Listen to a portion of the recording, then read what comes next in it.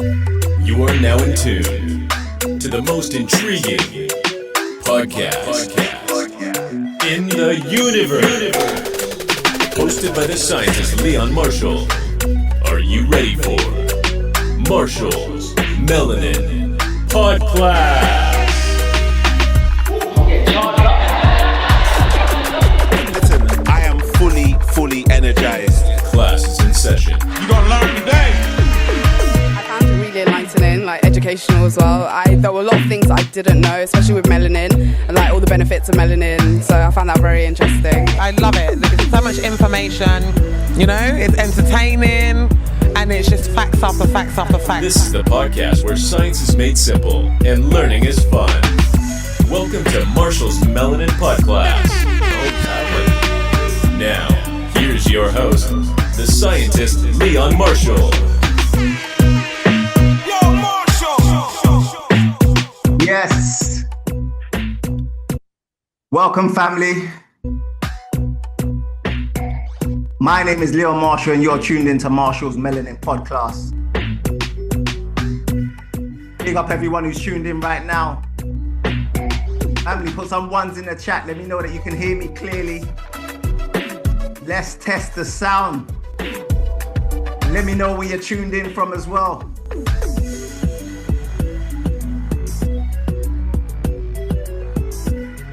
Yes.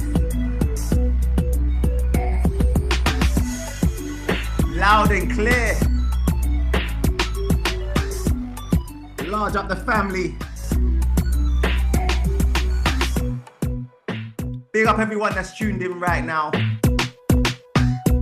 We're going to be talking about that situation that happened at the BAFTAs. And as always, I want you guys to chime in, make your comments, or just tell me what's on your melanin mind. What did you think of the incident? I'm going to show you how this incident demonstrates to a T how racism works.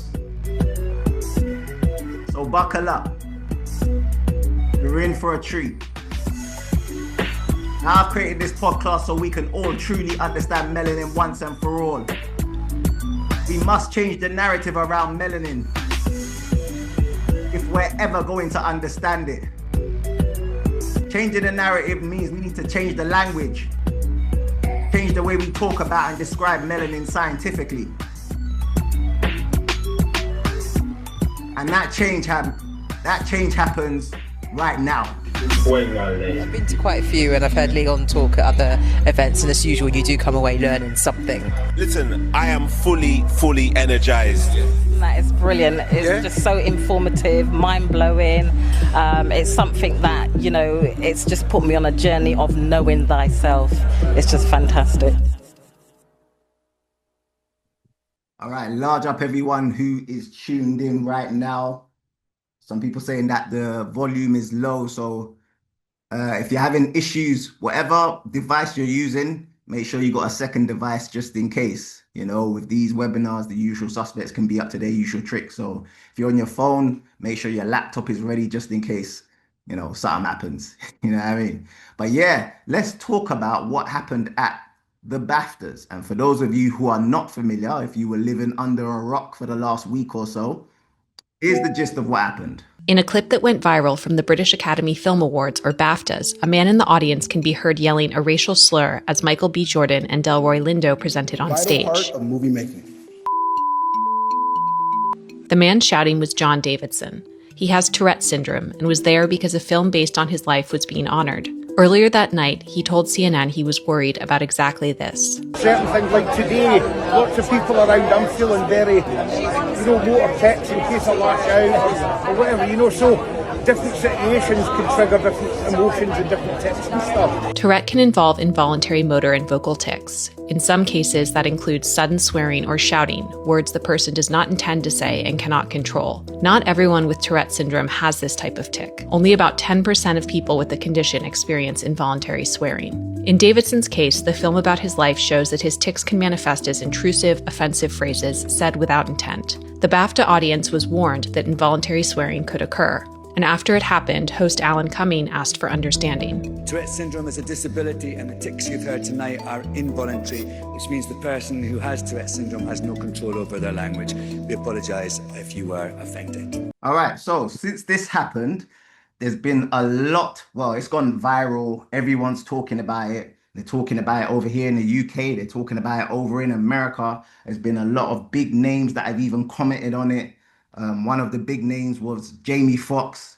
When it happened, he went on his Instagram and on Twitter, and he was like, out of all the words you could have said, the Tourette's makes you say that word. Yeah. So what's crazy is when he said that, he got a lot of backlash as well, because people started to say, nah, you don't understand the condition. You're ill-informed. And then he was like, he doubled down. He was like, nah, he meant that shit. He meant that. Yeah. And he was like, it's unacceptable. Yeah. And by the way, just a disclaimer, there will be strong language tonight, just to let you know. So I just want to put it out there. There will be strong language, and it is a strong subject that we're talking about, just to put that disclaimer out there. But yeah, he got a lot of backlash. People were like, how dare you say that about the Tourette's community and blah, blah, blah.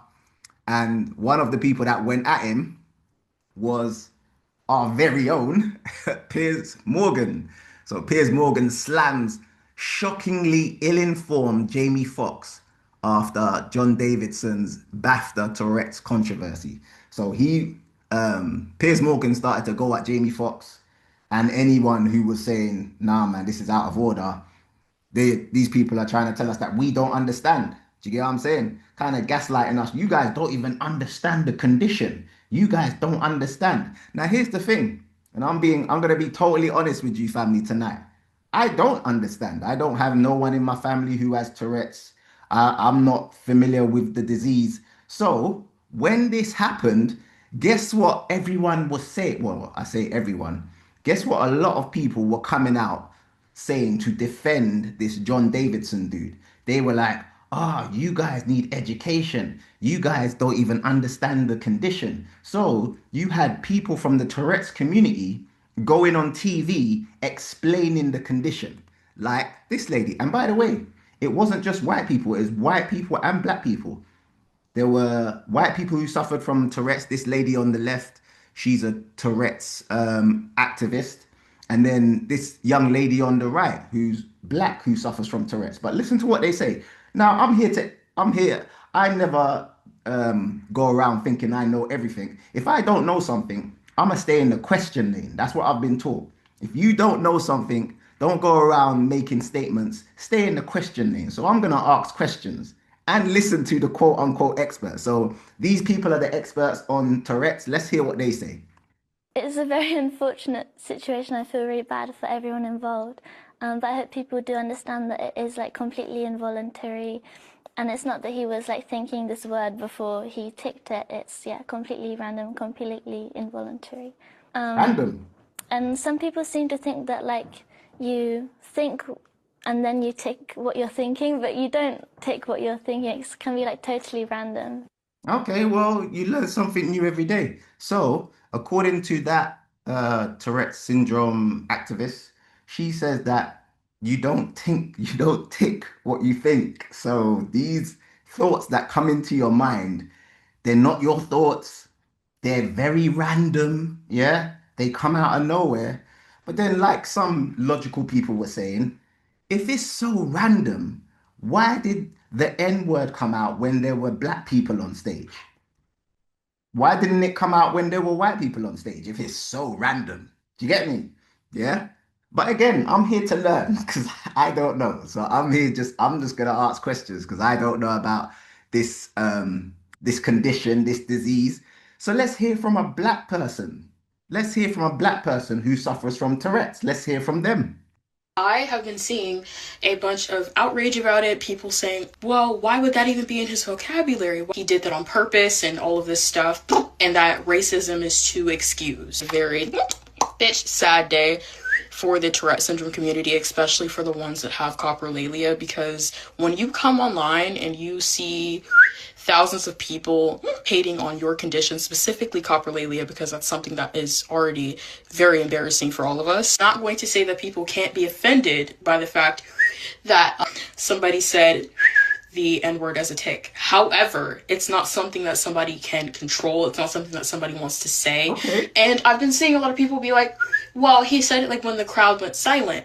That is most likely when a tick is going to happen, when you're in public, when you're in complete silence, or when you're trying not to say or do something. So we must understand what coprolalia is. Coprolalia causes involuntary swearing and inappropriate tics. This can include the N-word, slurs, etc. I am a black person, and even I have the N-word tick. Oh. And slurs as tics. This is something I don't see many talk about because of situations like this. Interesting. So she was like, I have the N-word in my tick as well. I find that interesting. Yeah. Because again, if it's random, then why would the N-word only be getting spewed at black people? Which is, yeah, but she says it as well. It's uncontrollable and all this sort of stuff. Okay. I'm in education mode. I just want to learn. I want to learn more about this Tourette's condition. Some people in the chat saying, I don't care. No, I want to hear what they got to say, because me, I'm just applying logic to what they're saying. Yeah. Just common sense. So hear from the man himself. This is the guy, John Davison. He says, when he's trying to educate us about his condition, he said, Tourette's can make my body or voice do things I don't mean. Okay, I've heard that a lot. All right, so Tourette's can make my body or voice do things I don't mean. And sometimes those tics land on the worst possible words. I want to be really clear that the intent behind them is zero. What you're hearing is a symptom, not my character, not my thought, not my belief. Yeah? And again, we're going to take this slowly, family. I'm going to show you how this incident shows you directly how racism works. Yeah? Because as some of you know, I've done courses on this stuff. Like, I teach on this stuff. I study this. I'm not just someone who goes around thinking I know what I'm talking about. I've literally studied this. Yeah? So he says that it's not my character, it's not my fault, it's not my belief. He goes on to say, and listen to this, family. I want you to listen to the words. Here's the thing: when it comes on to me, big up the people that have done my white supremacy course, my racism course. You know, you gotta be careful with their words. They're kind of tricky when they use language. So sometimes you gotta read in between the lines. He said, "I am often triggered by what I see and or what I hear." And this part of the condition is called echolalia or something like that. Yeah. So he says, and this is something that the black Tourette syndrome sufferer kind of agree on. She says that often the trigger come from what they see and what they hear. What you see, that's very interesting. So you could be triggered by what you see. So you see two black people on stage. You see two black people on stage, and the first thing, again, they'll say it's not them, it's not their mind. So the first thing that comes to your tick mind, then, because it's not you, it's your tick. The first thing that comes to your tick mind is nigger, nigger. So you've been triggered by what you've seen, because remember, he's seeing two black people, yeah. So just keep that in mind. He gets triggered by what he sees, yeah. And then this is from BuzzFeed. This says, John Davison pointed, and a lot of people are saying this in the chat, by the way. Who cares? Why can't you just apologize? Why didn't you just apologize? Yeah. So John Davison's pointed choice not to apologize to Michael B. Jordan and Delroy Lindo for involuntary shouting the N-word at them at the BAFTAs has not gone unnoticed. So a lot of people are like, okay, we get that. It was a mistake. It's your tick. It's not you. It's your tick. Do you get me? You've got a condition, you've got a disability or disease. We understand that. That doesn't mean you can't say sorry, though. Do you get what I'm saying? And some people were saying that online. Some black people were saying that online, and they were getting shouted down. If sometimes you're chatting to people, yeah, and you get those people who, Jamie Foxx even said it in one of his stand-ups. He said, those people who just have moist lips. They got moist lips. or he says they got a juicy mouth. So they're talking to you and spit is coming out of their mouth. Yeah. They're not doing it on purpose. It's not their intention to spit on you, but they're talking to you and spit comes out of their mouth and lands on your lip. Yeah. They didn't do it intentionally, but spit came out of their mouth and landed on their lip. Now, if you turn around to that person and say, hey, bro, hey, you spat on me, man. Come on, man. What are you doing? What is the logical and just the most humane thing to do? Yeah? Wouldn't you just turn around and say, oh, I'm sorry, cover your mouth and say sorry? You didn't do it intentionally, yeah, but you just apologize and say sorry. Right, I didn't even realize it. My bad. You people chatting to you and then tutus accidentally they spit on you. My bad, sorry. What you're not gonna do though is say, come on, I usually spit. Come on, like I've got a condition. Mum, I've got a juicy mouth. For real. It's I've got a juicy mouth. So I'm not gonna apologize for my juicy mouth. That don't make sense, fam. Do you understand? Yeah. So in this, what's crazy is I've been reading the comments of what people have been saying back and forth, yeah? And I've been noticing a lot of people that support this, John Davidson not apologizing, they're on some, but did you watch the film though? Did you see the film? So look at this comment in BuzzFeed, yeah? It says, I'm sorry, in addition to the explanation goes a long way. That's what people are saying. You can still apologize. And look at this comment. The comment says, did you see the film? One of the running themes was learning not to apologize for tics. The BBC should have censored it and blah, blah, blah. In other words, it's not his fault. He's got a condition and he shouldn't be apologizing for his tics. And I kept on seeing this in a lot of the comments. Have you seen the film? Did you see the film though? Oh, you guys wouldn't be saying that if you saw the film. Okay. So you're trying to tell me that a film explains everything. We're all supposed to watch the film. Now again, when you got all your eyes open, you pre certain things like that. You pre pattern. So I can see the pattern of everyone talking about, well, have you seen the film? Have you seen the film? Interesting. Keep that in mind, family. But here's where the plot thickens. And by the way, those of you who know me, you know I come from an angle where it's undeniable what I'm going to come with, yeah? So a lot of the chat that's been around this incident, a lot of the chat is missing what I'm going to come with tonight, and I will guarantee that. So let me just start to peel the layers back, yeah? Peel the layers back, because my conclusion may surprise you, family. I'm just going to say that from now. My conclusion about this incident may surprise you. Check this out. The story I want to talk about, though, is on the front page of The Sun. And this is now John Davidson, who the famous BAFTA disaster. He's found someone to blame, and it's the BBC. He says, essentially, in his version of events, we've got a lot of sympathy for him here because he has Tourette syndrome. He said he thought he was in safe hands at the BAFTAs and the BBC should have prevented his involuntary tics from being broadcast. Incredibly, he says there was a microphone near him. And so, of course, we should explain he shouted the most offensive word in the world out at two black actors who were completely bemused by what had happened. Oh, now there's going to be things that I revealed tonight that a lot of you may know and may know already, but a lot of you may not. Did you guys know that they put a microphone near him? They put a microphone near him. Now, why would they do that, family? So, after it happened, John Davidson done an interview with an American magazine. I think it was Variety. So, this is what he said in Variety, yeah? It says, John Davidson says BBC should have cut BAFTA slur, yeah? Now, listen carefully, family, because again, these people study us more than we study them. They know that we respond emotionally. Me, I just use logic. I just go straight to the logic. But they know that people respond emotionally, especially when you use charged words like the N-word, yeah? But just listen to what he says in this. John Davidson says BBC should have cut BAFTA slur.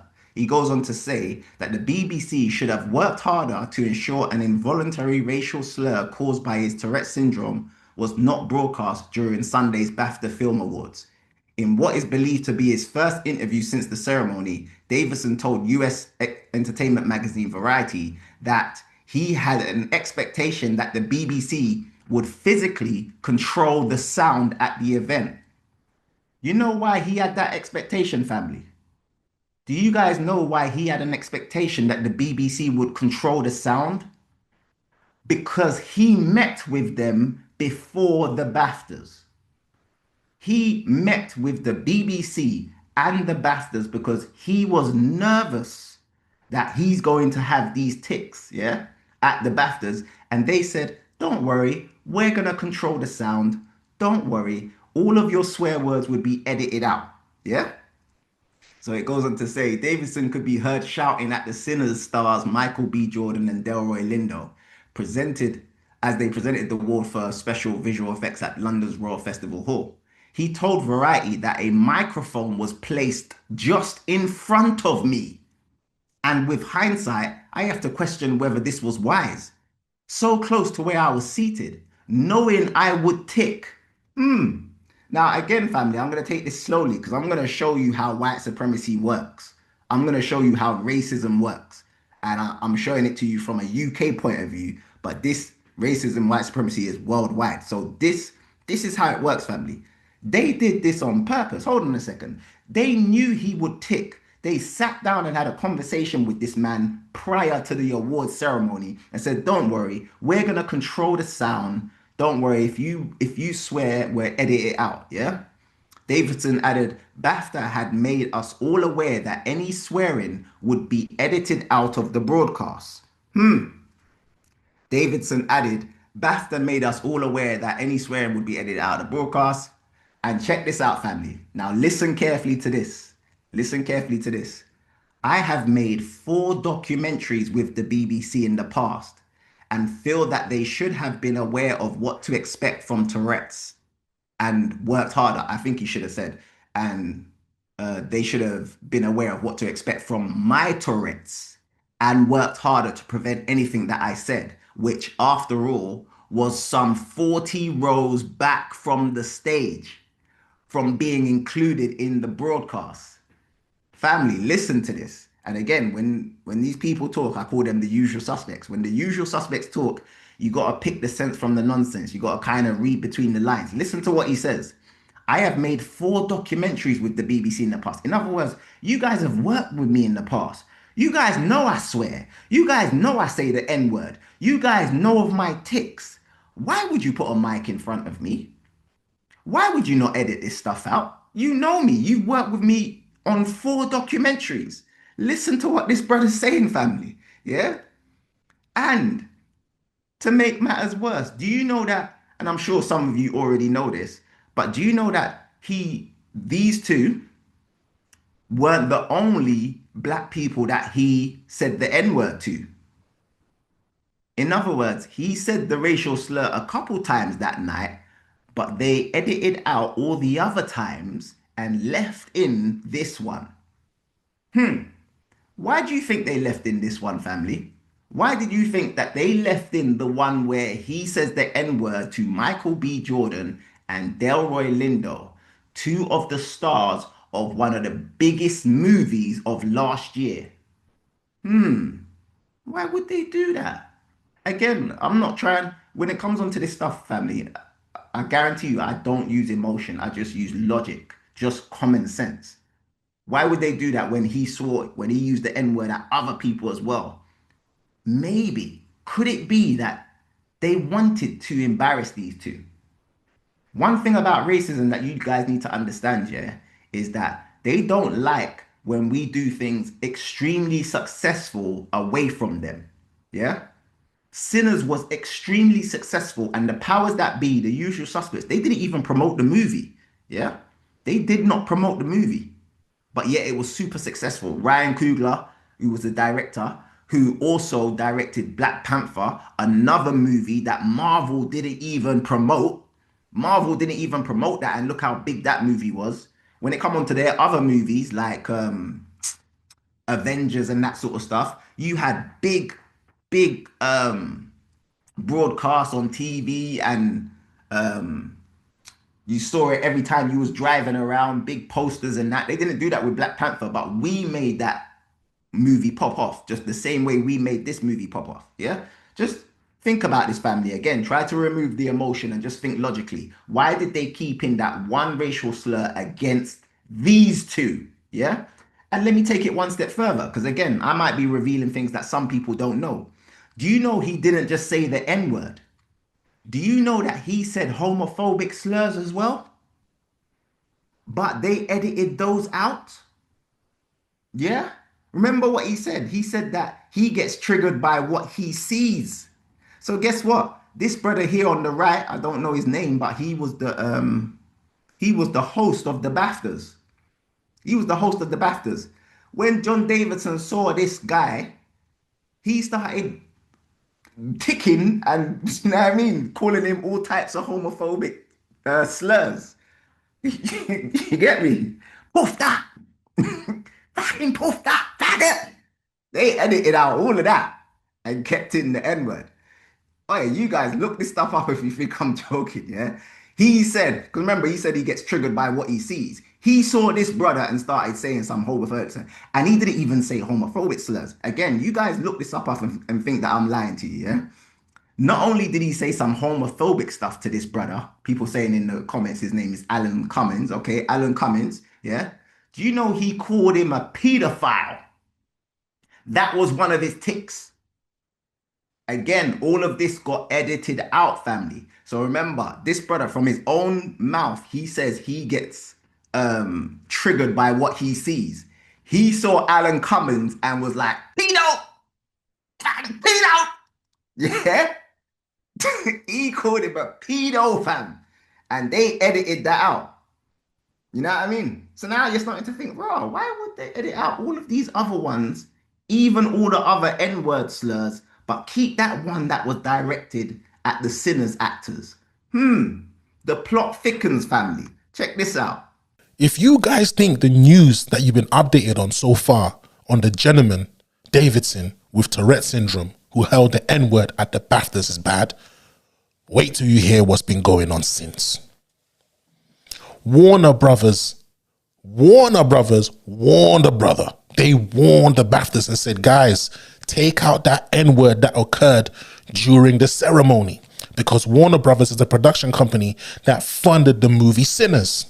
So they don't want that bad rep or that bad image smeared on them. So they said, take it out. The BBC and the BAFTA said, no problem. But what did they do? They kept it in.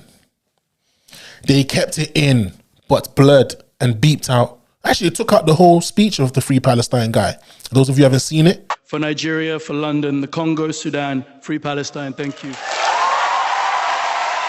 So that they took out. But the N-word they kept in, even though Warner Brothers warned the brother. They said, guys, take it out. We got an investment to protect here. Don't embarrass us like you're going to embarrass yourselves. They said, okay, boss, no problem, boss. And they still did it.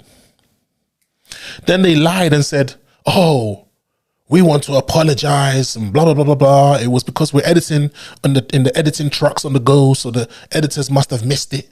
Lies. Lies from the BBC. The BAFTAs too. Lies saying, oh, we're sorry to have put you through. That statement that they sent out that I read out yesterday, they said, sorry, we put you through such an uncomfortable situation. The whole time Warner Brothers told you to take it out and you said yes and didn't do it. So now you're liars. You're liars. All right, we're back. We are back, family. Hold on one second. Let me just go back to the slide. All right. Boom. All right. Just make sure everyone can see everything. Boom, boom, boom. So yeah, back to the slide. So back to what I was saying. We got to take this thing slowly. You got to understand, yeah? Warner Brothers, they're trying to protect their product. Their product is Sinners, which was an amazing movie. I think it's the Oscars. Is it the Oscars coming up?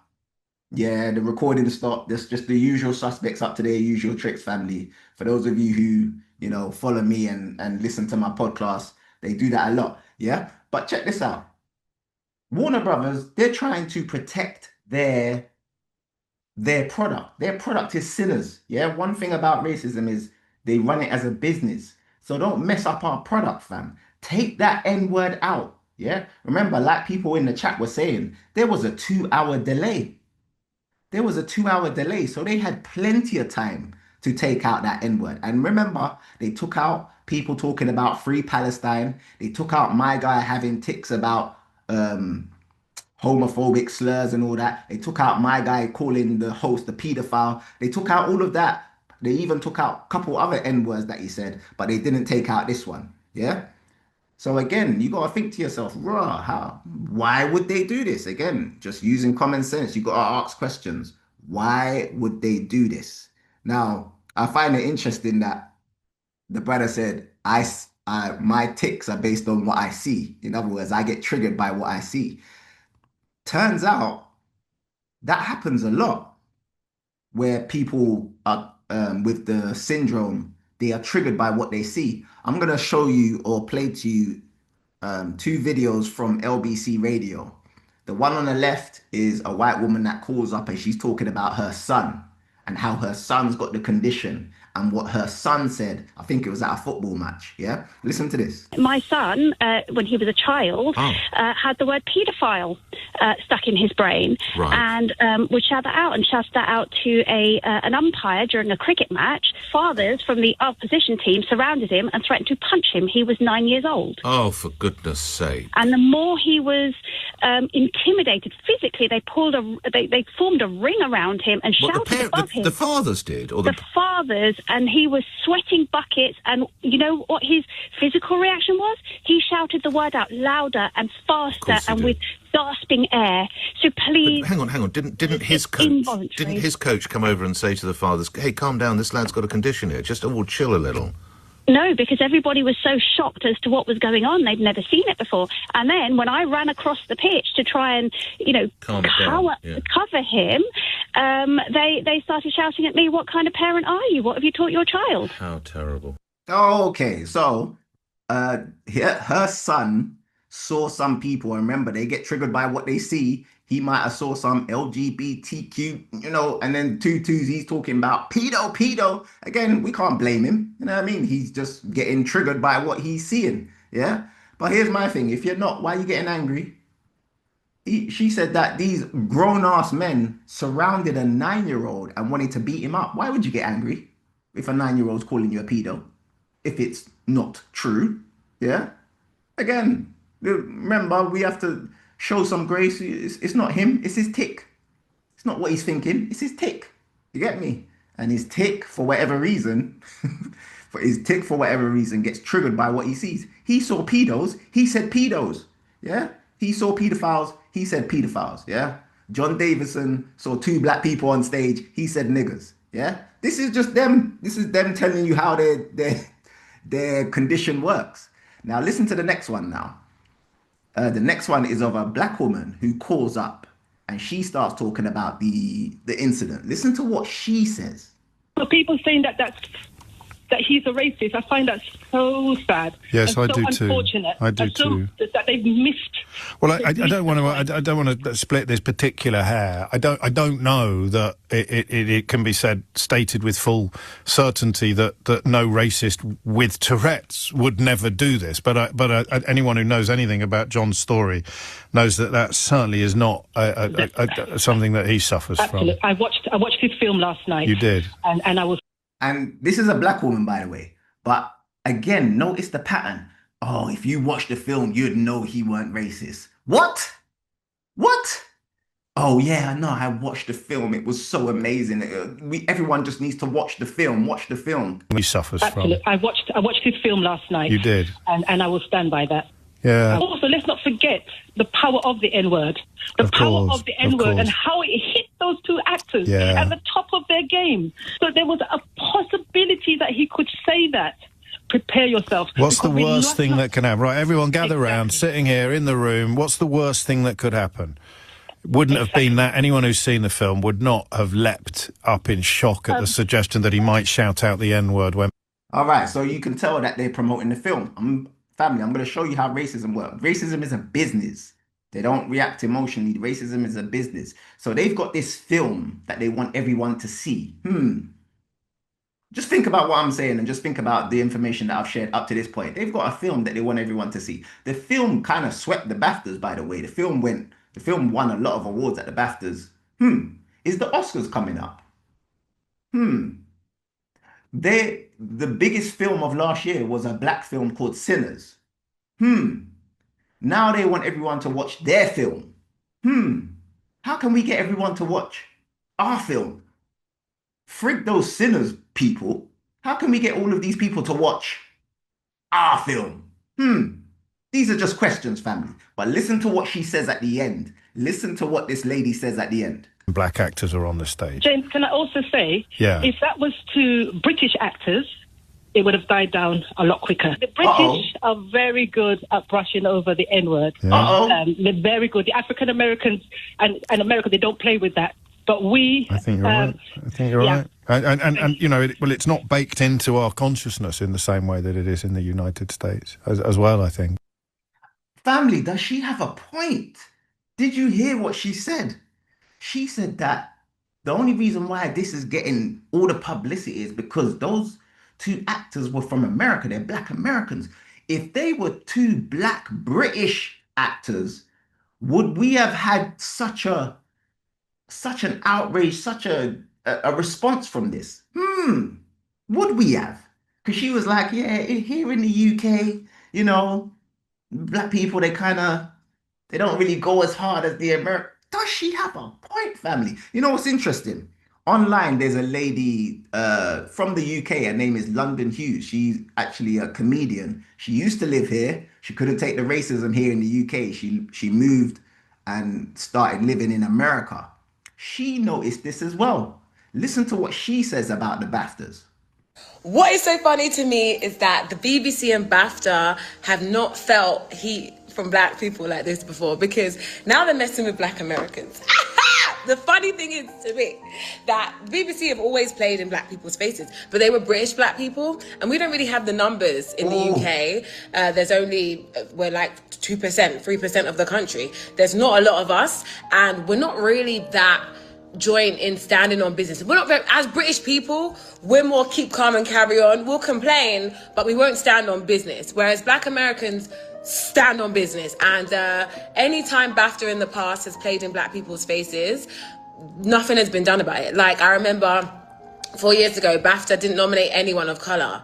So and no one, nothing was done. The thing is, to live in the UK as a non-white person, you kind of just have to get used to white people playing in your face. The racism is so real that I didn't realize how racist. I knew Britain was racist, but I didn't know how really racist Britain was until I moved to America. Because there's things that would perfectly slide in the UK that do not slide in America. Like, black Americans do not play. I kind of love them for it. I kind of love them for standing on business in a way that we just can't. Does she have a point? Again, remove the emotion. Does she have a point? That over here, we don't go as hard as they do in America. Now, when she says we, she ain't talking about me, because I go in with these folks. As some of you know who've been following me for damn near 10 years, I created a course on this thing, the hidden science of white supremacy. I remember when I created this course over 10 years ago, and people who I look up to were like, oh, nah, Leon, don't do that. Leon, don't do that. That's a bit harsh. That's a bit strong. People who I look up to, I'm not going to name no names, fam. And they were like, oh, Leon, nah, I wouldn't do that, you know. Don't call it that. And by the way, because I know some people don't like the term white supremacy, that's their term. I'm using their term. They call the system white supremacy, but they know they're not supreme. And I teach this on the course. Big up all the people that have done my course. I teach this on the course, that they're not supreme, but they've created this system, and they use the system to dominate and mistreat us and make themselves look supreme. Yeah. So I go in here in the UK. I feel like sometimes I'm the only one with the more likely to narrative. Every time the NHS says, black people, black men, you're 4 times more likely to die from prostate cancer. Who's the one that's saying that's foolishness? Who's made events and said and made sure you guys know the truth about that stuff?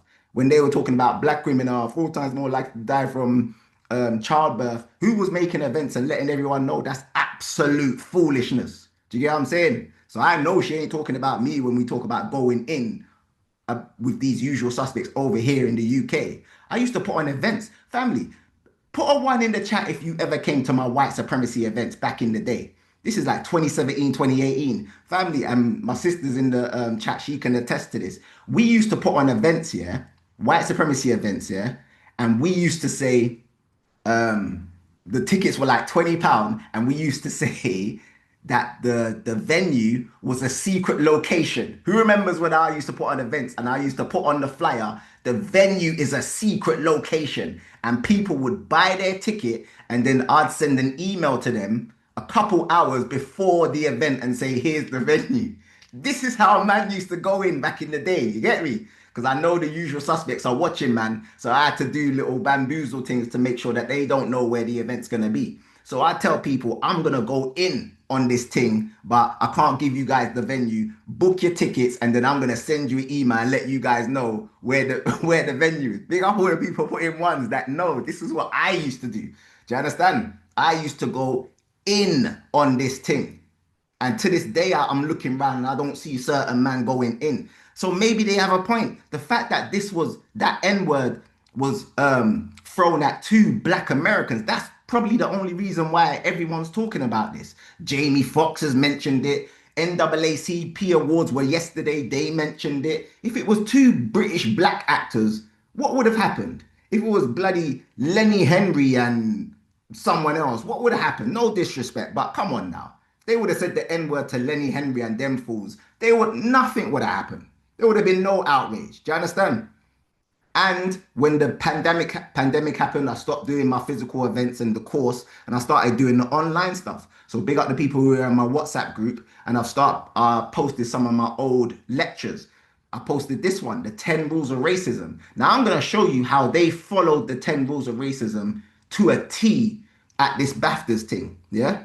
So big up the people that have watched the 10 Rules of Racism. Fadika, if you can put the link in the chat, or Marcia, of the 10 Rules of Racism. If you haven't watched it, make sure you watch this old lecture of mine where I break down the rules that these people follow to a T. Yeah. They follow these 10 rules to a T. Yeah.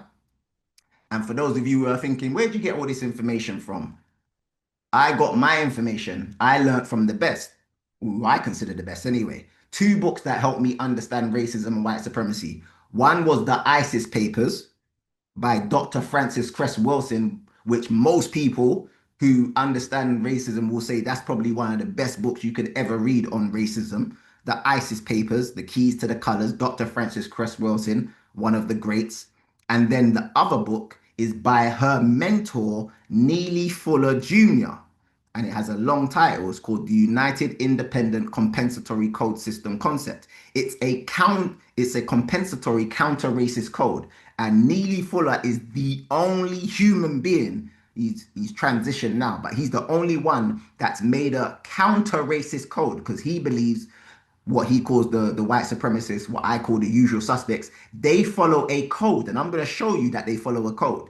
They follow a code. So in order for us to counter that, we need a counter-racist code. His book is the counter-racist code. And I can always tell when people haven't read it and when people are not following the rules, because they make foolish mistakes. And I'm going to show you the mistakes that they make. I'm literally going to show you. Yeah. But for those of you that don't know, Neely Fuller Jr., he was Dr. Francis Cress Wilson's mentor, and he had a very popular saying. And his very popular saying was, if you do not understand white supremacy, which is racism, what it is and how it works, everything else that you understand will only confuse you. Only confuse you. Only confuse you. If you do not understand racism, which is white supremacy, everything else you think you understand will confuse you. Yeah? So Neely Fuller, in his book, he observed that contrary to most present thinking, there is only one function in racism in the known world, and that's white supremacy. And again, for the people who get triggered by the term white supremacy, understand that's what they call the system. So when I say white supremacy, I'm not calling them supreme. I know it's a projection. I know these people are not supreme at all. They're the biggest cowards in the world. Yeah. But their system is called white supremacy. So I'm using their term, white supremacy, and racism is white supremacy. Yeah. And what is it? According to Neely Fuller, it's a system designed to dominate and mistreat people of color in all 9 areas of people activity. Why? For fun, glory, and material gain. And I'm going to break down each one of these. They do this. You got to think, why do they do this? Why do they run this system? And Neely Fuller says they run this system like a business. They run it like a business, yeah? And they run it like a religion. He says this is the only religion on the planet. And the white supremacists, they follow this religion to a T. They do it for fun, glory, and material gain. So they do it for fun, yeah? They have fun by creating this system and dominating people, yeah? Dominating people of color, black people, melanated folks, whatever. Glory, that's where they want to look supreme. So they'll create this system. The system is supreme. They're not supreme, but because they created the system, or they just abide by the system, then they look supreme. So that's another reason why they do it, for glory. And the last one is material gain. In other words, like any business, you want some financial compensation from what you're doing. So you need some material gain, whether it's finance, whether it's resources, oil, whatever, minerals. So this is the reason why they do it in all areas of people activity, 9 areas. And for those who are interested, these are the 9 areas here: economics, education, entertainment. That's what we're talking about tonight. Labor, law, politics, religion, sex, and war. Yeah. Now I just want to go through some of the mistakes that we make, family, by not reading this book and not following a counter-racist code. At the beginning of the book, Neely Fuller breaks down a couple definitions. He breaks down a couple things that he needs to make clear. The first thing that he needs to make clear is who are the experts when we are talking about racism and white supremacy. So this is directly from the book, family. The question is, during the existence of white supremacy, which is racism, which persons are the only experts in knowing and understanding how white supremacy is practiced? Answer: those white people who practice white supremacy. Listen carefully, family. Class is in session, yeah? There's no other experts other than those white people who practice white supremacy. Now, why do I say that? Because we sometimes believe we're experts. We go on TV talking about, let me tell you white people about racism. Let me explain to you how this thing works. Let me explain to you how racism works, not realizing that they are the experts. And by big up the people that have done my course, I show this, I always say it. So anytime you see black people talking to white people on TV, yeah, about racism, who are the experts? These are the experts. They're the experts. We should be in question mode, asking them questions. We shouldn't be making no statements. Do you understand? And this is not according to Leon Marshall. This is according to the code, yeah? The counter-racist code. And there's only one book on the whole planet that has a counter-racist code that we should be following. And I decided a very long time ago to follow the counter-racist code, yeah? Because there's only one book, and it's by the master teacher, Neely Fuller Jr. And you'll find that a lot of black Americans follow the code. That's why they're so on code when it comes to racism. Yeah, in the UK, a lot of people, they just don't understand the code. You've got to follow the code, fam. Yeah, and I'm going to show you what happens when you don't follow the code. So now you know who the true experts are, and you know why they do this. They do this for fun, glory, and material gain. One thing that they like to do for fun is to create confusion and then act fake confused. How do they create confusion? Again, if you've watched my 10 Rules of Racism, I've shown examples of how they create confusion. Here's one of the examples. So a couple years ago, they put out a story about Dawn Butler. But when they put out the story, they had another MP, her name's there, Marsha D. Cordova. They put out a picture of another black woman, and it was a story about Dawn Butler, yeah? Now remember, this is a rule of them for the people that have watched the 10 Rules of Racism. One of their rules is to create confusion, then act fake confused. They know what they're doing when they do this, but we don't. We feel like they've made a mistake. They don't make a mistake when they do this foolishness. So check this out, and let me show you how it's a system. It's not just one person or people calling you the N-word. It's a system. So this says news outlets criticized for mislabeling photos of black MPs. Look how many people were involved in this quote unquote mistake. The BBC, hint, hint, wink, wink, Evening Standard, and Getty Images all apologize after embarrassing mix-up. It wasn't an embarrassing mix-up, family. They do this on purpose. Remember, for fun. This is shits and giggles to them.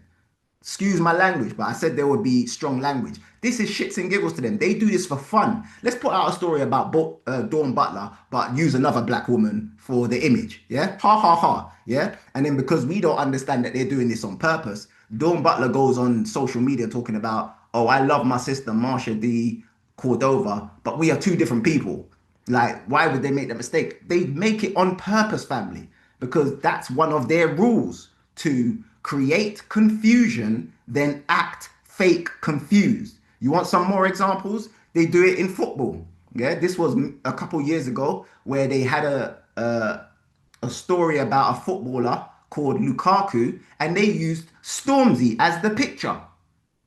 You really think these people love football? You really think they done this as a mistake? No, they did this for fun, glory, and material gain. They do this for shits and giggles. Let me show you another one. This is NBC News. This was around COVID-19, yeah? Who remembers when Usain Bolt caught COVID? He tested positive for COVID. Look at the picture that they used. World record sprinter and 8-time Olympic gold medalist Usain Bolt has tested positive for the coronavirus and is self-isolating at his home in Jamaica. Come on. Yeah?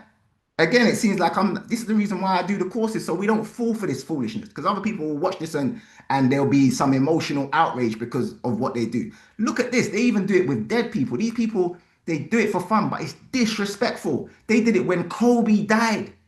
And look who it was again. BBC. Hint, hint, wink, wink. BBC apologizes for using LeBron James footage in report of Kobe Bryant's death. They do this for fun. These people are scumbags. They do it with the dead, playing games, shits and giggles. Yeah? So now look at this. This is another thing. Again, for the people that have watched the 10 rules, you understand this is one of their rules. So check this out.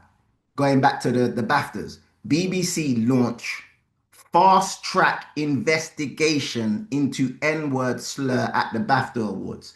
Now, let me see how many people have watched the 10 rules of racism. Who remembers what I said they do when they say that they're going to launch an investigation? Yeah? So check this out.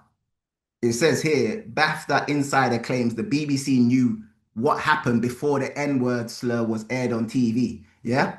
So now they're going to investigate their own mistake. It says there on the right, an investigation is currently underway to get to the bottom of what the BBC has since called a serious mistake. So yeah, big up the people who watch the 10 rules of racism. Put it in the chat. Who knows exactly what they mean when they say they're going to launch an investigation? What does that mean they're going to do?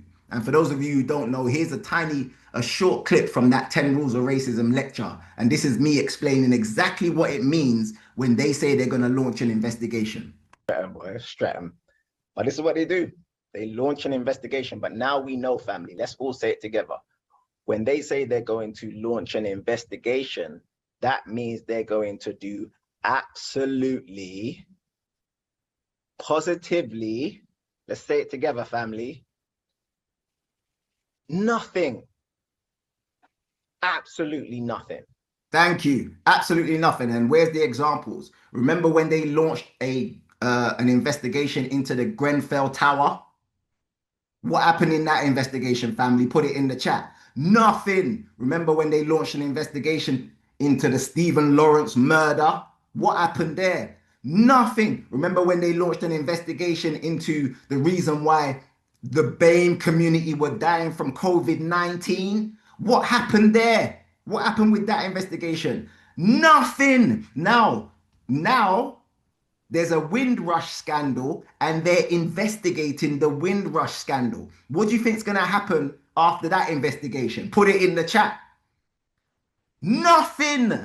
Nothing. So when these people say they're going to launch an investigation, you now know they're going to do absolutely nothing. Yeah? So now big up the people that understand the rules. Now you know when you hear that investigation term, you know that's foolishness. They're going to do nothing. And they say it to appease us. They know that, you know, as time goes by, people will forget this BAFTAs thing and we don't need to worry about no investigation. They say it just to kind of calm us down. Don't worry, we're investigating it. Yeah? And we fall for it every time because we don't know the 10 rules of racism.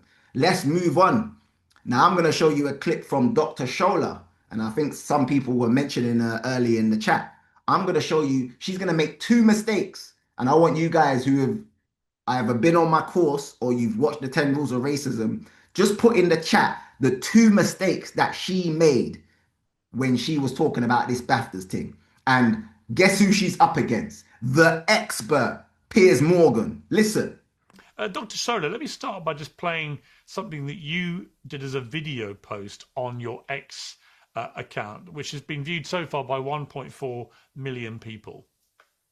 Some of you are getting on my last God-given nerves. The fact that I have to come up here to break down for you the ABCs 1, 2, 3 do-re-mis of racism, because some of you have the bombastic audacity to want to litigate the racial intent of a white man and absolve him of racism because of his disability. Now, I'm going to make time for you today. Let me say this in plain English because I'm not speaking Latin or Swahili. John Davidson is a racist white man with Tourette syndrome. All right. What were the 2 mistakes that she made, family? Again, according to who? Leon Marshall? No, according to the code. According to the code, she made 2 mistakes. What were the 2 mistakes? 1, she carried on like she's the expert. Let me tell you, white people, exactly. She carried on like she's the expert. You're not the expert, fam. That was the first mistake that she made. And what was the second? Big up Cynthia.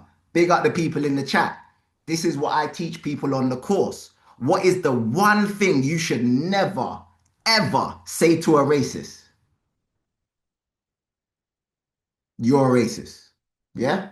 You should never. And obviously people who are listening to this who haven't done the course, they'd be like, what? That doesn't make sense. This is why you gotta read the book or come onto my course and do the course. You gotta understand that calling them a racist does not work in a system of white supremacy because you can't prove it in this system that is governed by them. You can't prove it. Yeah. And let me just show you how they all stay on code. Let me show you the expert. Here's the expert, Piers Morgan. Watch how he stays on code when people call him a racist. I don't feel that you are a racist. I'm sorry. And if people say to me, Piers Morgan, I will 100% say I don't have a racist bone in my body. Because Boom. How can you come back from that? I don't have a racist bone in my body. What are you gonna say? Yes, you do. What are you gonna do? Do cut him up and look at his bones? That's it. This is their code. They stick to a code. You don't believe me? Here's another one. This brother's, what's his name? Geraldo or whatever. He's gonna be talking about Donald Trump. How does he defend Donald Trump? Listen.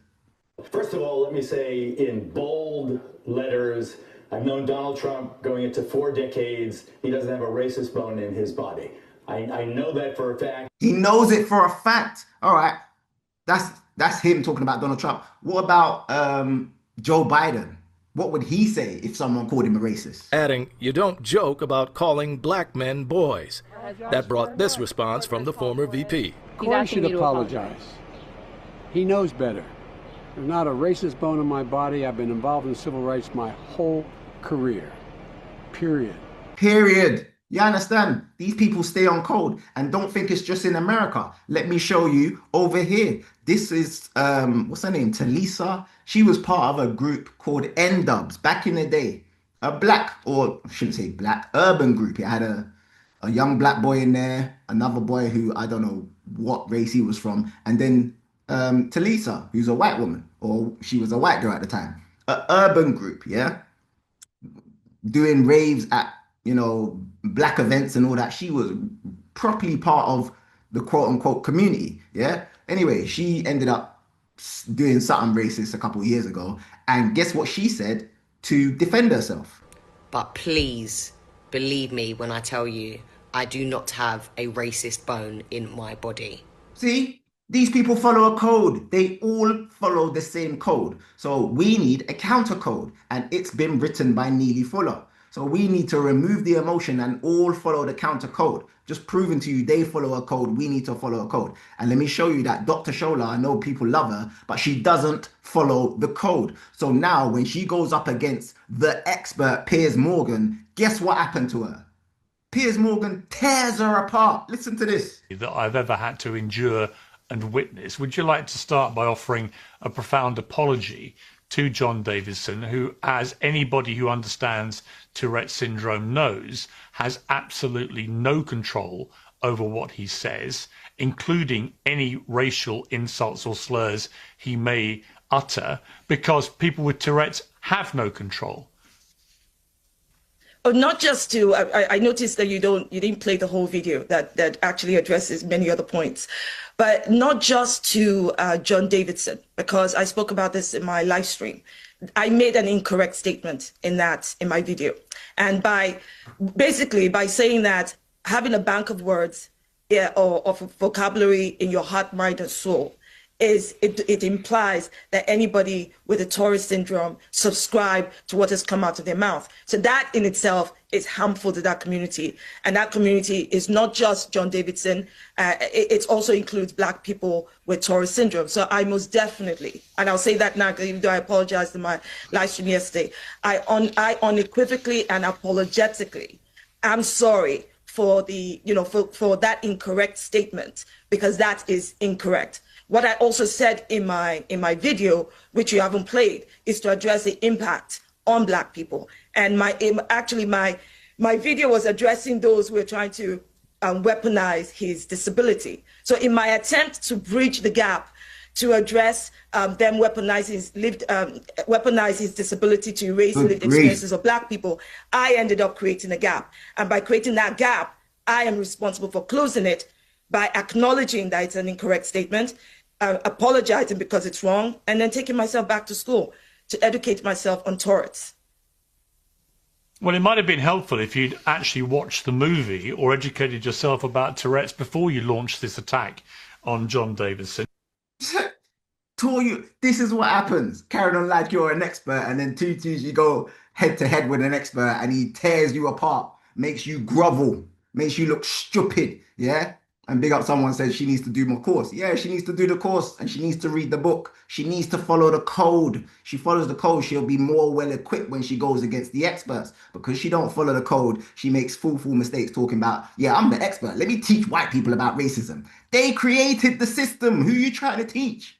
This is their system. How are you trying to teach them about the system that they created? Piers Morgan is the expert, fam. He is the expert. And look what they did to her. Look at this. And again, big up the people that have watched my 10 Rules of Racism. So since this come out, check this out. All the a lot of the news outlets, they're running with a picture like this, and it says, "You're a vile race baiting clown. Piers Morgan slams Dr. Shola after she calls John Davidson a racist white man following his BAFTA remark." Who's that? Who's this woman that they're showing on the screen, family? Who is this woman? That's not Dr. Shola. But again, he embarrassed her on his show, and now they're embarrassing her afterwards. We're gonna talk about you and not even put your picture up. We're gonna put a picture up of someone else just to embarrass you. Why do they do this? For fun, glory, and material gain. They're doing this for shits and giggles. They're doing this for shits and giggles, and now you know this is one of their code. This is one of their tactics. This is not a mistake, fam. Everyone who's done my course and done the 10 rules, they know this is what they do. Do you understand? Who's this woman? Who is this woman? Yeah? And I know some people who haven't done my course or, haven't been following me for a little while, they must be thinking, wait a minute, this sounds crazy. You're saying that we shouldn't call racist. Then what should we be doing? I don't get it. Well, Neely Fuller says that you shouldn't call anyone a racist. However, he has a term called, in his book, he has a term called racist suspect, yeah? And he says, what is a racist suspect? A person who is able to be a racist. In a system of white supremacy, we are duty bound to suspect any person of being a racist, yeah? So he says you shouldn't call any white person a racist, but you should suspect that they could be. Now, again, if you haven't done the course or you haven't read the book, or this is your first time tuning into a Marshall's Melanin podcast, that's going to sound crazy to you. You shouldn't call them a racist, but you should suspect that they could be. Yes. And he says you're duty bound.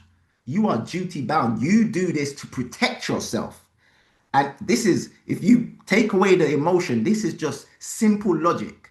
You're not calling no one a racist, but whatever white person you meet, they could be. And that means your teacher at school, who's, oh my gosh, she's so amazing to me and she's so polite and she, you know what I mean? You have a great relationship with your teacher at school. Could be.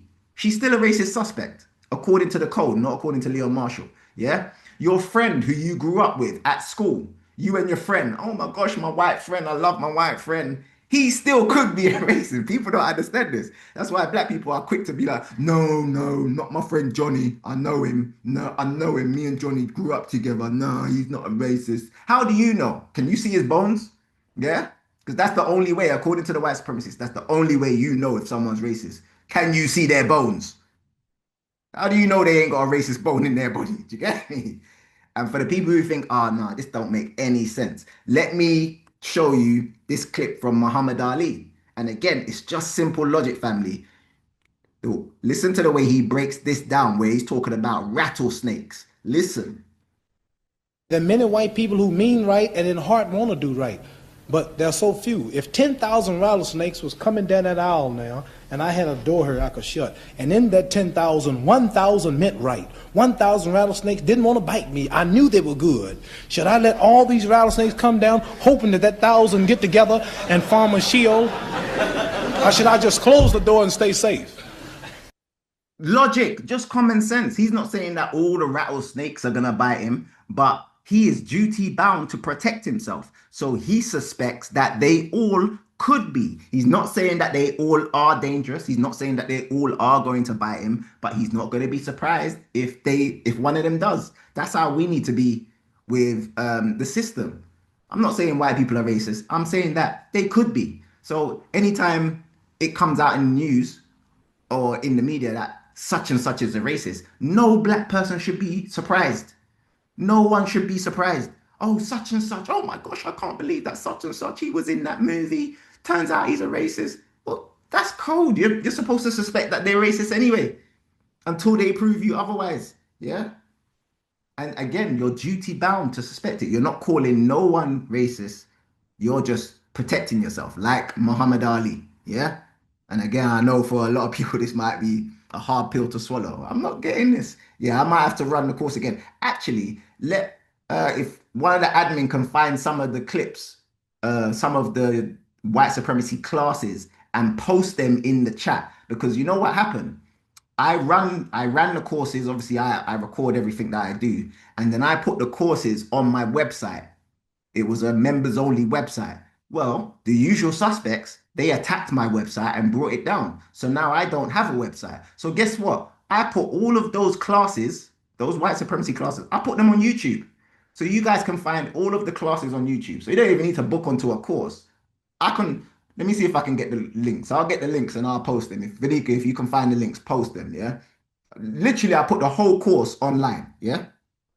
Because people need to understand this, yeah? Now, let me show you. We talked about they do this for fun, glory, and material gain. I showed you what they do for fun.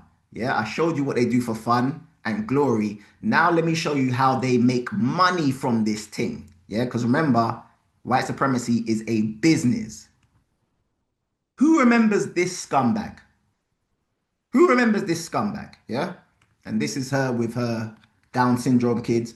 This woman, yeah, in America, this woman called a young black disabled boy, he's 5 years old, she called him the N-word. Listen to this. Little kid, you call him a little child? What if he acts like one? It's gonna. Are you about to hit him? You chase him here? Yeah, he took my son's stuff. So that gives you the right to call the child 5 years old the N-word? If that's what he's gonna act That's what you're gonna call him? If that's what he's gonna act like.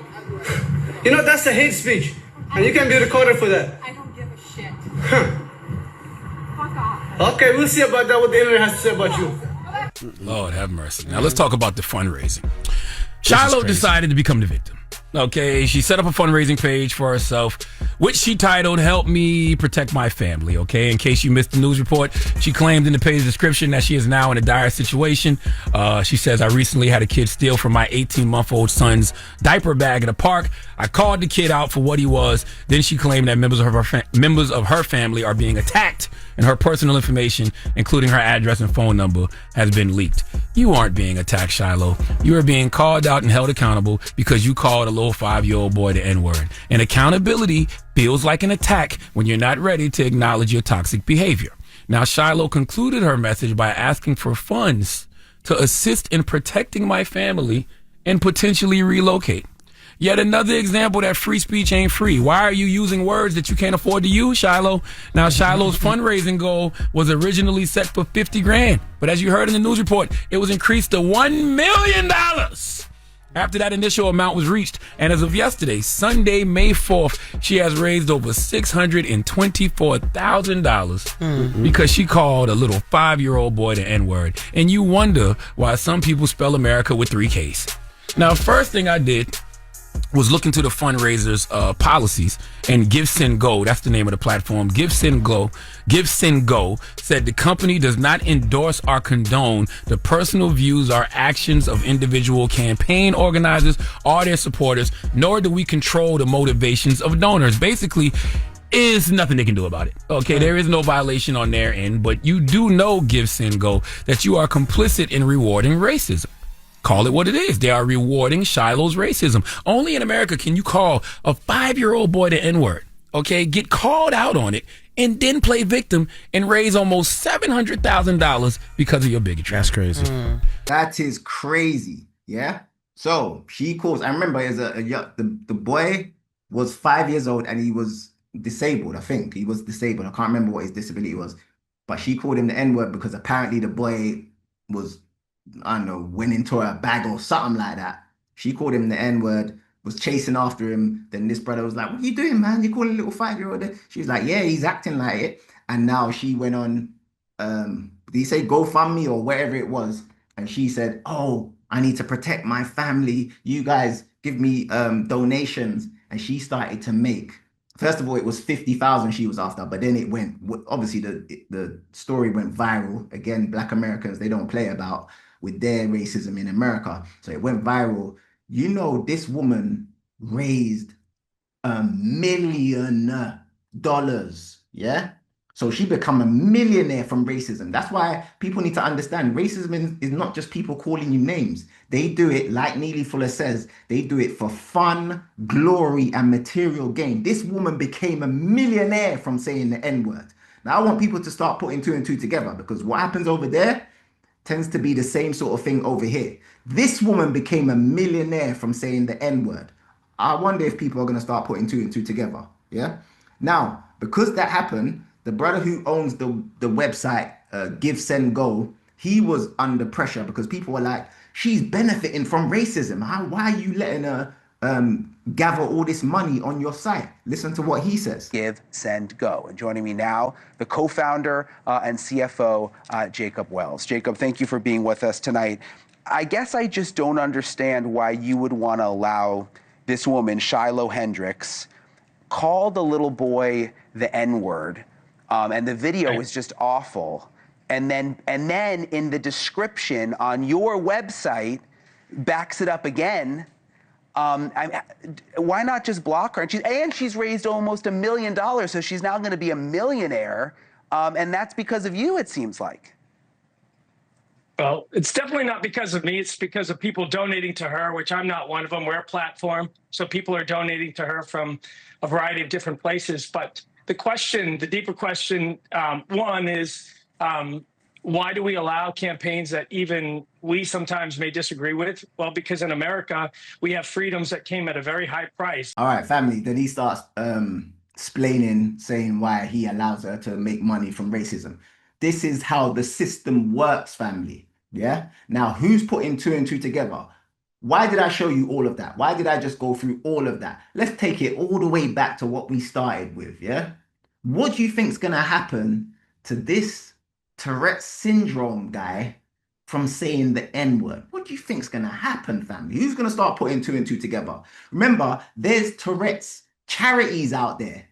There's Tourette's charities. Yeah.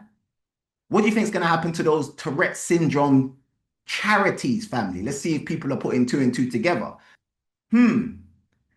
What's going to happen to this brother and all of these Tourette syndrome charities and these organizations, these Tourette's activist organizations? What do you think's going to happen to them? Yeah, now people are starting to put 2 and 2 together. Well, guess what? It's already happening. Check this out. Tourette Scotland, which is a charity, has seen cash pledged from all over the world. Uh-oh. What did Neely Fuller say? For fun, glory, and material gain. You don't think this guy, this incident, you don't think it's gonna make this brother a millionaire? You don't understand racism if you don't know what's about to happen to this brother, fam. He's about to make 1 million from this, yeah? And everyone who's connected with him, like Scott's Tourette's charity, they're gonna get donations from all over the world. You know why? Because racism, white supremacy is global, fam. Everyone saw that thing with the BAFTAs. You don't think racists from all over the world are like, hey, let's come together, let's donate, come on, let's donate. This is how it works, family. So he does maybe, and this is just me putting two and two together. This brother doesn't even know how white supremacy works because he's like, why did the BBC do this? It seemed like they were setting him up. They put a mic there. They knew he was gonna say the N-word.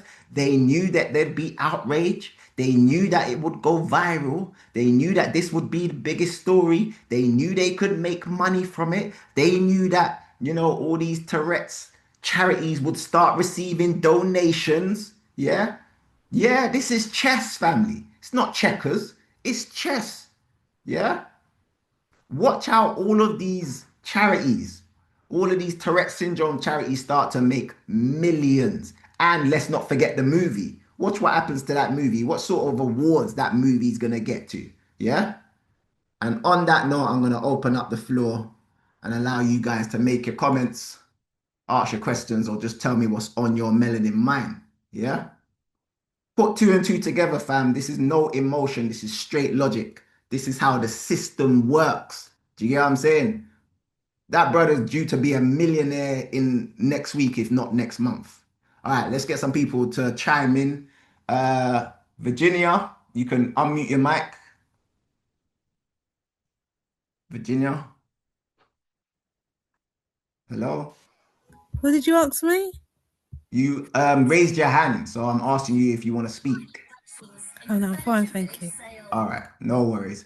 All right, remember, raise your hand if you want to go live, family. If you don't want to go live, put your hand down. All right, let's go with Mike. Mike, you can unmute your mic. Mike, unmute your mic. Hello, can you hear me? Yes, I can, bro. How are you? I'm good, thanks. Appreciate for your lecture. I've been attending since long time, like since Croydon, and I have one question. Yes. How can we organize to structure our own economic? Because at the end of the day, we're living in their own economic system. It's pretty much difficult to counter that when the rest of us are disorganized, are not aware of the real information which you're providing. So how can we capitalize and make our own so that we can create our own system? Yeah, so kind of like what I did with my courses and what I did with my events, we kind of have to do it low key. One thing about racism, especially in the UK, is they're very covert with it. They're very secretive with what they do, and they don't really allow people to understand what they're doing. Unfortunately, we as Black people, we're not like that. We love just loving on each other and sharing our culture and sharing our language. We're not going to be able to do that if we want to really progress in this system. So we got to do things where we're sharing information just amongst each other. We're not sharing it with the world. We're sharing it with just amongst each other. We're sharing resources just amongst each other and that sort of stuff. And that's going to be difficult because a lot of us don't trust each other. Do you understand? So yeah, we got to get to a point where we're all on code. So for me, one, educationally, we all have to be on code. So for me to be really building with someone, they need to make sure that they know the code, just like I know the code. The same way I showed all of those clips of all of them saying the same thing. I don't have a racist bone in my body. I don't have a racist. They all respond the same way. That's how we need to be. We all need to respond in the same way. You get me? There shouldn't be one of us with this opinion and then the next one with that. No, that's not code. Code means you all are on the same page. And that's going to take a bit of time, unfortunately. So it goes back to identity and knowing one's culture so that everyone can be in code and understanding what's going on. Yeah, knowing your culture, knowing where you come from, and understanding what I call the usual suspects. Neely Fuller calls them the white supremacists. I call them the usual suspects because there is nothing supreme about them. You can't just know yourself. You got to know your enemy. You can't just read books about your culture and then wonder why things went wrong in your culture, in your land. It's the usual suspects every time. It's the usual suspects. So we need to understand the usual suspects to the point where I call them the usual suspects, and I say they're always up to their usual tricks. To the point where you can predict what they're going to do. When this BAFTA thing happened, I kind of predicted, Raj, you know what? I feel like they're probably going to start donating to this brother or donating to Tourette syndrome charities and blah blah. They're going to make him a millionaire. Do you get what I'm saying? That's not me being smart. That's me following the code. These people, the usual suspects, they haven't changed. They always do the same thing. They follow the code. So if you know the code, you know what they're gonna do. Does that make sense? Yeah, appreciate. I understand. Thank you. Nice one, bro. All right, let's get Glenda. Glenda, unmute your mic, sis? No? All right, we want to be quick here now, family. You gotta be quick. Let's get Freddie in the bill. Oh, Glenda, you there? Why? I didn't even touch anything. But anyway, love what you've been saying, and thank you, sir. Yeah. Obviously, I'm of the era when I was 50s, late 50s born. So we've been through all the traps of being called everything under the sun. Yeah. Most probably if I was those men, I'd have come down off the stage and just thump the man in my mouth. Exactly. End of story. Yeah. So it did the last time we named that young man and the other them. Then it'd be a better story. Like what you said, all what you're saying is true. They love to make mockery of us Mm-hmm. and they turn around and benefit from it. Yes. And then we now come with our ways, come to see if we can try and sort it all out. But like you said, you only can sort out through business when we keep our business to ourselves. Boom. Boom. Thank you, sis. There you go. All right, Freddie, you there? Yes, can you hear me? Yes, I can, bro. How are you? I'm very well, Leon. You're on fire tonight. You're doing a Thank you. fantastic show. And I'm so grateful that I came across you through the pandemic and following your courses and doing your courses. It's enlightened me so much. Thank you. And what we do to all the people here, you just need to go on those courses and do an inside job on yourselves, because we've been told a load of lies and we have to work on ourselves to be able to change how we think. There you go. Thank you, my bro. Appreciate you, bro. All right, let's get Chancellor D in the building. You there, bro? Yes, greetings, Leon, man. How is the sea antics today? Well, we have to show them, man. We have to show them. Do you understand? Sea antics. Yes, yeah. You know, almost throughout the whole day before your podcast, I was in another chat room and they was discussing this same incident, you know. And there was a couple of people in the chat room who actually went and see that Tourette's film. So now all of a sudden they're experts on it and was defending him, you know. Lord. I know. Oh, gosh. Yeah, and had all kind of reasons why we shouldn't be upset and stuff like that. Me personally, I didn't even realize that the two brothers, Mr. Lindahl, and you know, I didn't even realize it was the Sinners film there was up there, because I can't remember none of the reports saying what they was receiving their awards for, what film and stuff, you know. But I knew about that Tourette's film, you know. My question is, how should we react? And I do have a suggestion if you'd like to hear it. Yeah, go for your suggestion. Go. Yeah, I would say no black person. Well, first of all black persons should get a recording of that so-called fake confusing blip what the BBC done, and then no black person should pay TV license. Me personally, that I would say for life, for the rest of our time in England, but you know, even for a year, you know, because like you just pointed out, they do things for profit. So hit them where it hurts, you know. You know, and if they draw you in court, they will try and pick us off one by one. we'd have played the video of them doing that, airing that slur, as well as the reports that you actually gave that, he was ticking throughout, he was blurting out things throughout the whole whole program. thing. Yep, yep.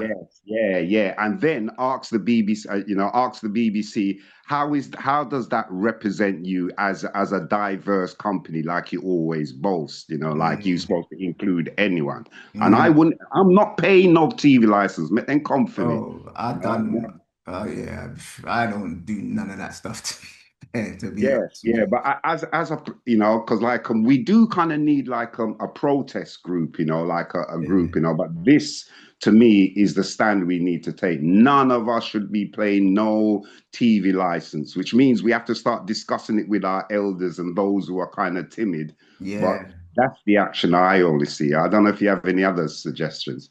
Yeah, nice one, bro. To be fair, I might have to do a podcast on that stuff because there's ways around that sort of stuff. Why would you be paying these people? These people are pedophiles and they're psychopaths. You get what I'm saying? And that's from John Davidson. You understand? John Davidson saying, I just say what I see. Pedos. He knows they're pedophiles. You get me? So I couldn't stop saying it. So yeah, why am I paying pedophiles for a bloody TV license? What are you giving me on TV? You're showing me two black men getting abused, racially abused. Nah, man. But yeah, I might have to do another podcast for that. But with regards to how we should respond, we need to respond strategically because again, I just showed that they set this up to the point where the brother didn't even know he was getting set up. The brother, John Davidson, don't even realize how racism works. They set him up. They put a mic near him, even though he was 40 rows back. They knew exactly what was going to happen. He didn't realize why they were doing it, but he don't realize that he's going to benefit in the long run because he's going to be financially benefited from it, from charity donations and all that sort of stuff. I think the same way they create confusion and act fake confused, we need to act fake confused with them. We need to carry on like when they say these things, it's trauma to us and we need compensation when they do it. Do you understand? It is trauma, and then get scientists like myself or other people to do research and say, yeah, do you know what? When the N word is said, it actually does create trauma and boom, boom, boom. Then now we can try and make money from them and get them to stop saying it. You get what I'm saying? Or get them to just not even stop saying it. But we need to be able to benefit financially from racist incidents. The same way they benefit financially from racist incidents, we need to benefit financially from racist incidents. All right. Who else? Sis Abimbola. Are you there, sis? And then I'll get Sekhmet.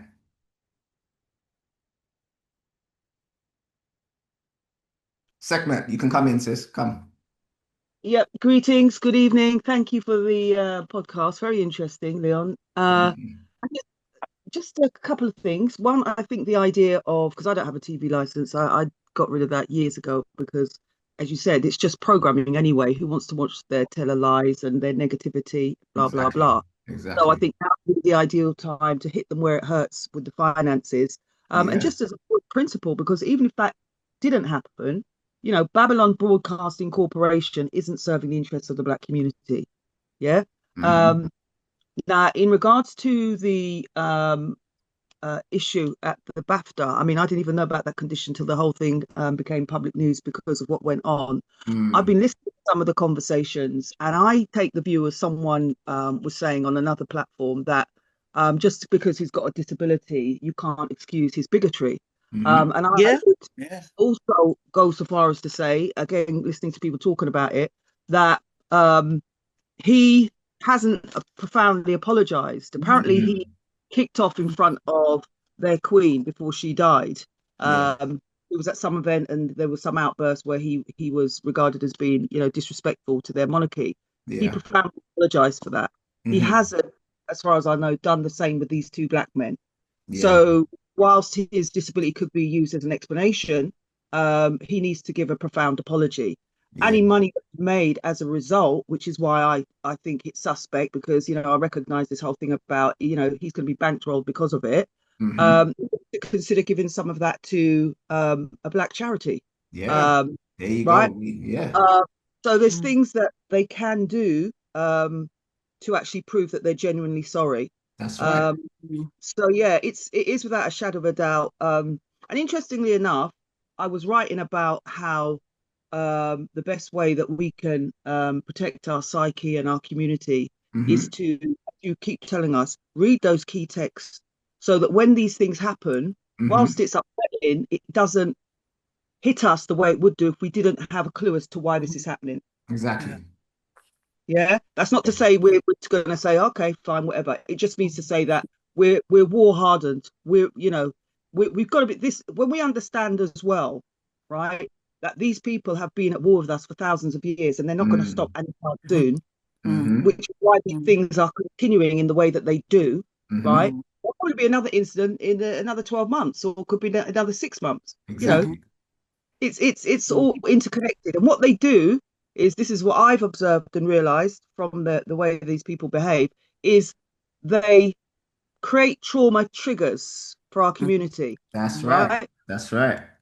And so therefore, obviously, this will impact on those of us that weren't even there, that are not necessarily interested in the arts, because of the very fact that we see Black people that are part of our community being racially abused. And then, as you said, which is why it's them signaling, as you said, to the other Europeans, they didn't cut it out. You know, they got rid of the Palestinian protester, they got rid of the other slurs that were going on, but that one they kept in. So they're signaling to, from the heart of Babylon, you know, the Bible parliaments where they all kicked off and went sailing around and kidnapping our people. They're telling others, yeah, we've still got this thing in check here. There you go. Yeah, excellent, sis. Thank you. It's up to us. Read the ISIS papers and the other books that you've recommended in your courses, and we're just ready for these people now. There you go. License. Thank you, sis. All right, Abimbola. Hello, can you hear me? Yeah. Yes, sis. Good. No, thank you for this. It's very interesting. I don't have a TV, and I definitely don't have a BBC. I call them the blasted biased corporation because they're just so awful. And you know, with what Sekhmet was saying, and also what Dee was saying, and Mike, we do need to be autonomous in our business and everything, right from housing right through to everything else, education, the whole works. Because they are the upper hand. I mean, I could not believe the groveling that woman was doing, Dr. Scholler. Oh my gosh. To Piers Morgan. Yeah. That man is thicker than planks. I can't believe the nonsense. And you're on TV and you have to apologize for for not knowing what the proper access for Tourette's. The man is clearly racist. End of story. How comes he does what he was doing when two Black men were on the stage? This is rubbish. And they're using disability as an excuse, and oh, it's this and oh, it's that. If it was a Black man doing it, which he wouldn't be anyway, you know, what nonsense is that? And we're just meant to accept it. And you're doing this in prime time TV. Groveling to Piers Morgan of all people. Groveling to some complete, nonce or whatever he is. I mean, she must be extremely stupid. And they're just still, like you say, it's code. They're still thinking code. We are on top, and that's it. Yeah. And I said, as long as we are educated and we know what we're doing, and we get together we have to have trust. Our ancestors did. Like in Jamaica, I know they had the partner scheme. That sort of thing has to happen again. They're talking about it in America. They're having sessions saying we need to have, like they had Tulsa, Oklahoma. They had various other places which were Black owned. Yeah. We've got to do that. That's it. And exactly. Because then you've got the other races saying, oh, Black people don't do this and that and the other. Like where I live in North London, all the shops are Asian. Yeah. And we're going into them and buying crap stuff for our hair and this, that, and the other. Not me. I just go to Black. You can do it online now. It's not a problem. It's even better. You're not having to browse around shops.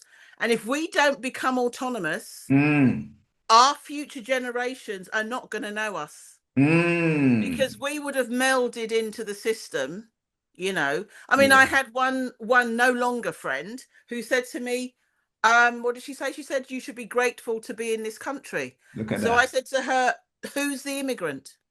I went into verbal overdrive. verbally, not rude, but just verbal overdrive, and we do not ever speak again. We will never speak again. Oh, there you go.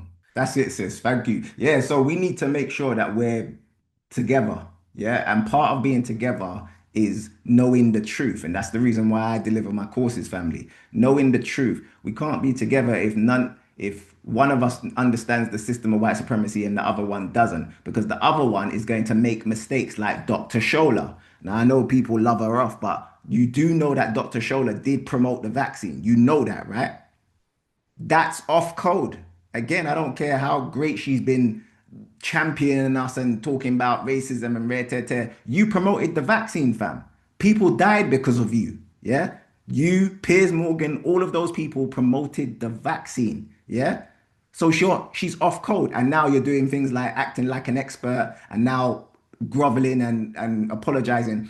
I can tell when people don't know the code. I can tell when they're off code. We have to be on code to move forward. That's the reason why the Black Americans, they're a little bit ahead of us, because you'll find that a lot of them, they stay on code when it comes to this thing.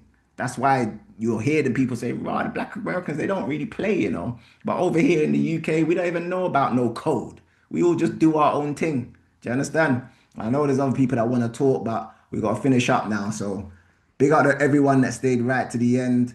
This has been a big one. So when we release this, by all means, please share it with your friends, family. Everyone needs to kind of know the truth with regards to this situation, because I believe that a lot of us are again falling for the trick of just responding emotionally to this, when really we should be responding financially. We should be thinking, how can we make money from this racial incident? Do you understand? How can we benefit from this racial incident? Because they're going to continue to do this. They know, all right, say the N word, like the sis said, that's like a trauma trigger. Say the N word, and now all of a sudden, oh, they're up in arms. Now put out a picture of someone else, you know what I mean? And then all of a sudden they're like, oh, that's not me. Why have you put out that picture? All types of confusion. Create confusion, act fake confused, make money from it. Yeah?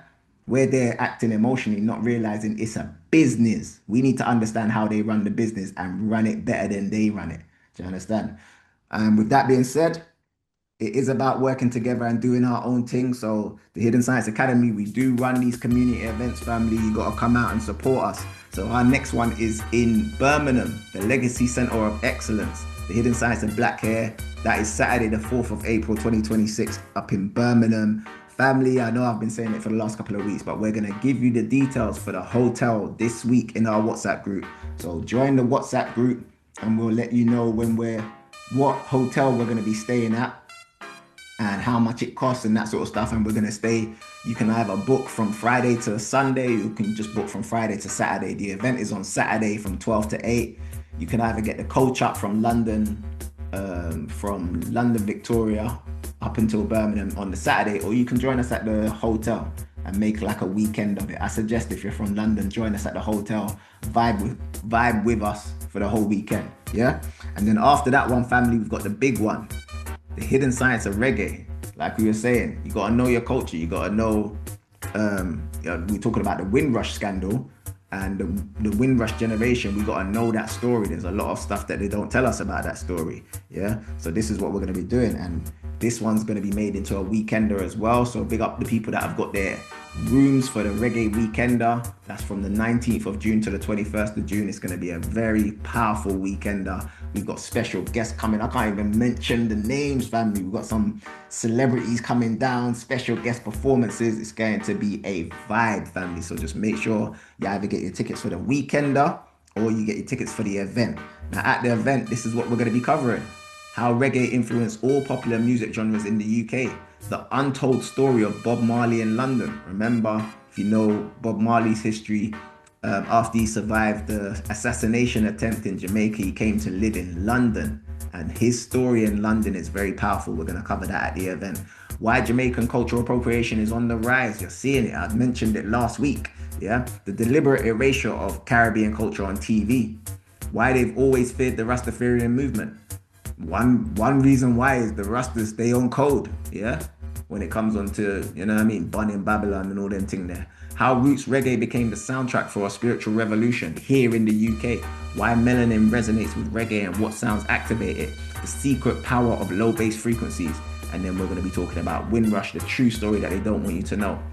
And obviously a lot of you know that when we are talking about investigations, they are currently investigating the Windrush scandal. You now know when they say they're going to investigate, it means they're going to do nothing. So we can't rely on these people to do investigations and come to conclusions, because you now know if they say they're going to investigate something, it means they're going to do absolutely nothing. But check this out. Laws created to reduce non-white population in the UK, says long-awaited Windrush report. So they're not even being covert with it now. They're not even being covert with it. They're getting to the point where they're just like, yeah, let's just say the N-word and tell them to get out. Let's just say the N-word and tell them to go back to their country. Yeah? So this is the reason why we do what we do, family. Cultural event, doing our own thing. We don't need to rely on no one. Do you understand? We can just do our own thing, put on our own events, do our own courses, educate each other ourselves. We don't need to rely on the system and the usual suspects. That's crazy. You get me? So yeah, big up the people that have got their tickets for this. Over 300 tickets have gone so far, so it's going to be a madness at this event, family. This is your first time tuning into the Marshall's Minute and Podcast. Check out this event. The Hidden Science of Reggae 2026.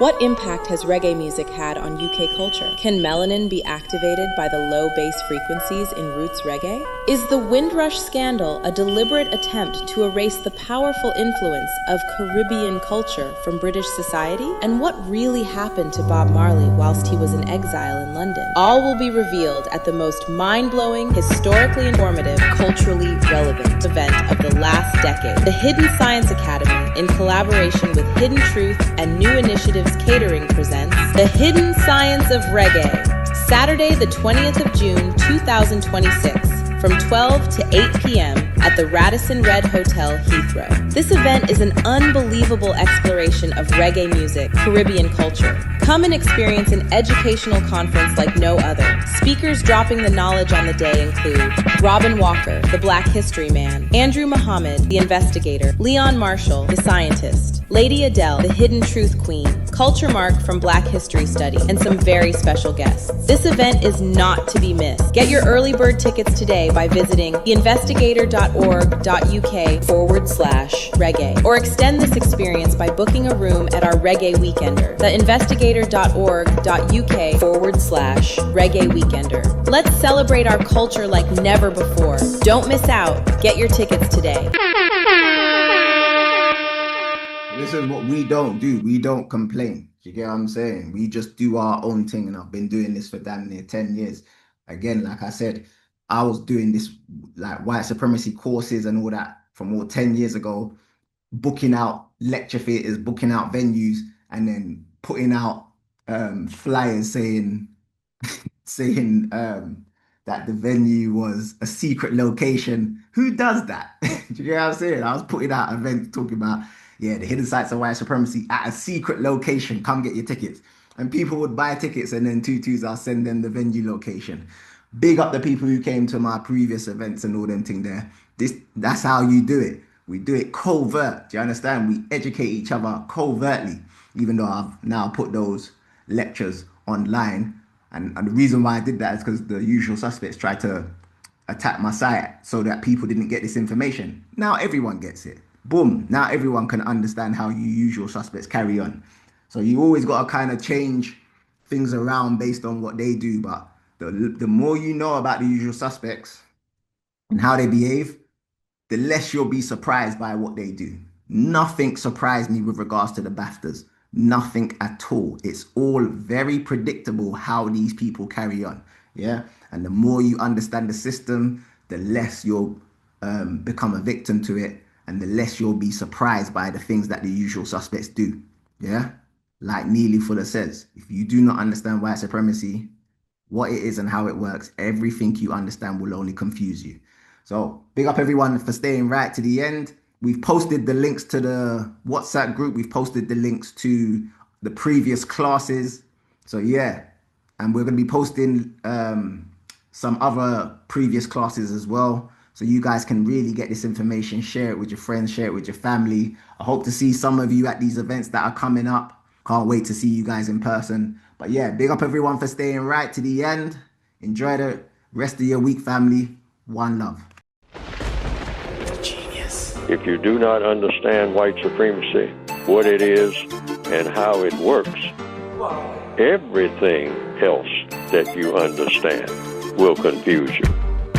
In all of these 9 areas of activity, anywhere on the planet, minute by minute, day by day, all of the time. My name is Leon Marshall, and that concludes the end of this podcast. Thank you everyone for being a part of this. You're a part of history, trust me. And just remember, be the light you seek. Just shine, man. More light, more love, more life. One. Thanks for listening to Marshall's Melanin PODCLASS. If you like this episode, share it with your friends and family. To watch previous episodes, search Marshall's Melanin PODCLASS on YouTube. And if you're on Instagram, follow the scientist at Leon Marshall Online. Tune in next week for another explosive episode. And remember, keep shining.